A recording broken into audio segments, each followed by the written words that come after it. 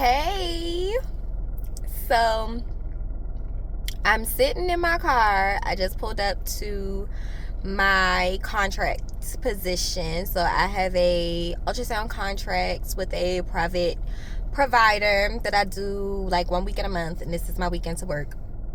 And I just pulled up and I'm sitting here and I'm like, how the hell did I get here?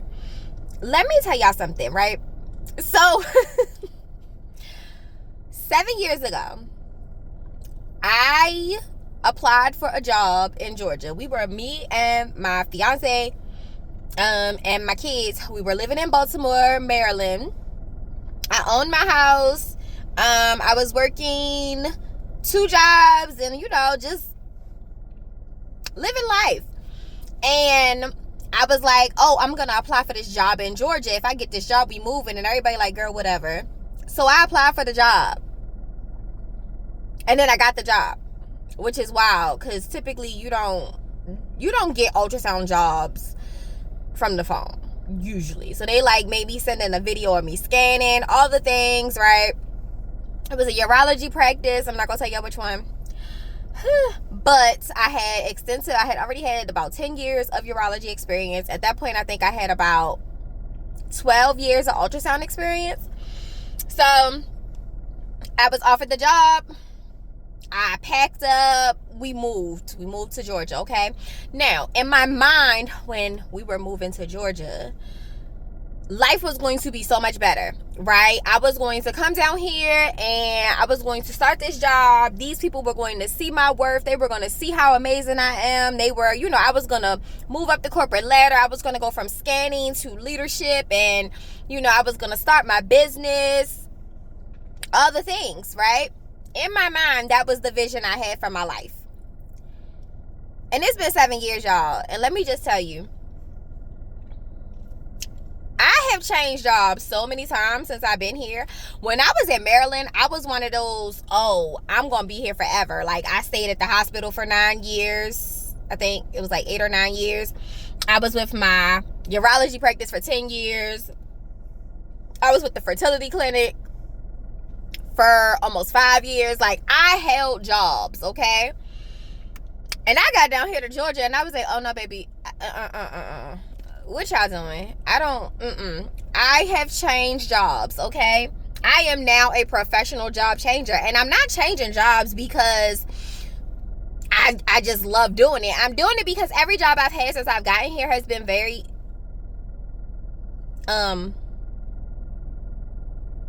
no. That's the best way I can put it. It's been no. Like, how the hell did I get here? Like, I thought moving down here was gonna provide opportunities. Baby, moving down here has just shown me I am very resilient and I am not complacent in a lot of different areas, and I will quit. That's what it's shown me. Baby, I will quit. When you are pissing me off, when you are getting on my nerves, when you have no structure, when your organization operates as if it is something out of a Cracker Jack box, baby, I will leave. If managers cannot manage and lead, and they terrible, and they don't know how to talk to people, they don't know how to guide people, they don't know how to run a clinic, baby, I will leave. That is in 7 years, I have learned that I will leave. I'm a leaver, I'm a quitter. Baby, do not piss me off. I will leave. And I'm just sitting here in my car, about to go into my contract, and I'm just like, girl, how did you get here? You were supposed to be like somebody's director by now. What are you doing? Y'all, it's like, I know in this season of my life, right, I'm learning a lot and I'm supposed to be doing a lot. But child, I'm tired, okay? I'm tired. Quitting is cool and all right. Leaving toxic environments is cool. And it is something I will advocate for until I leave this earth, right? Leave toxic environments. That don't matter if it's a relationship, a job, a friendship, baby, a restaurant. I don't care. If it is draining you, if it is hurting you, if it is harming your mental health, leave it. But I didn't come down here. I did not move 600 and something miles away from my family to become a professional quitter. Like, baby, can I find a job that loves me and I love it and we love each other and we grow together? Can I find that? Does it exist? I really have reached this point where I feel like the only way for me to get that is to just continue building my own thing. Because let me tell y'all something. Whew. I don't deal with nonsense. I have been a sonographer for 19 years, okay? Almost 2 decades. I do not deal with nonsense. You're not going to burn me out. You're not going to stress me out. You're not going to get on my nerves. You are not going to micromanage me. Baby, I know how to do my job. You don't know how to do my job. Like, because I will not go back to a hospital setting because burnout is absolutely going to happen. So I typically do outpatient private practice.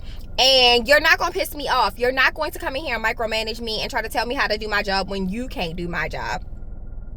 And it's like I have worked really hard to know what I know. And I'm sitting here in a lot of these jobs and I'm like, how do y'all function every day? Who hired you? Who gave you a leadership position? Where's your training? Where are your communication skills? Like, how the hell did I end up 600 and something miles away from my regular little life, right? Moving because in my mind it was going to be a much better situation, and coming down here only to find out, baby, it is ghetto down here. Okay, I have become a professional leaver of jobs.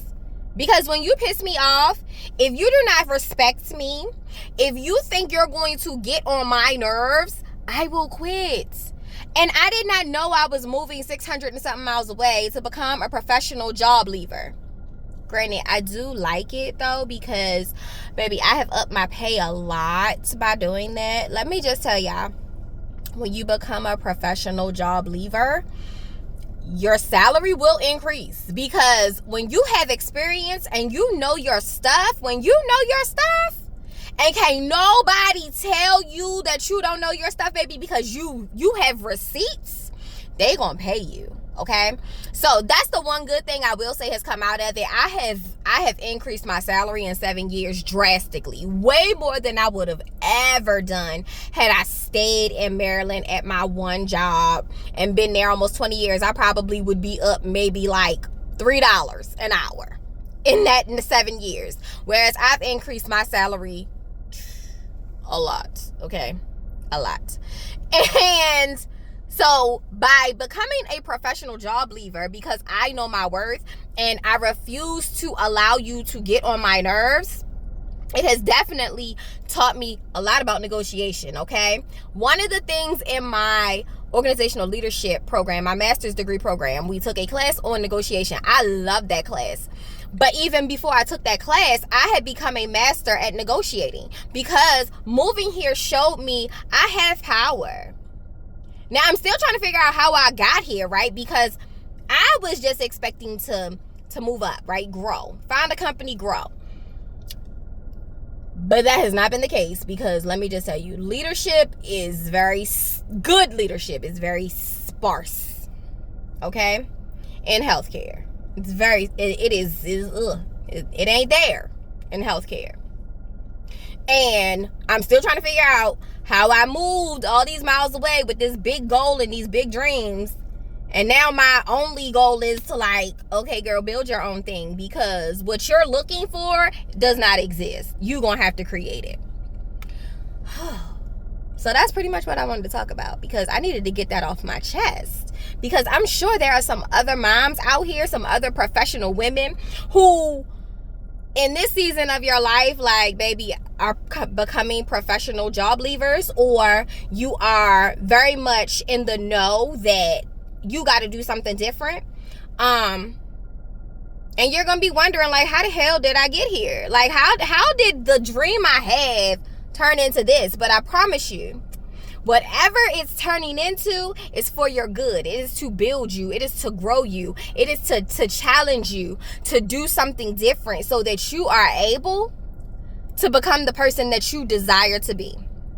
So me and my professional job leaving South are now building my own things because I know that's the only way for me to get what I've been searching for. But I'm definitely still trying to figure out how the hell I got here. Like 600 miles for this, it was worth it, but damn, can we do better, please? All right, till next time.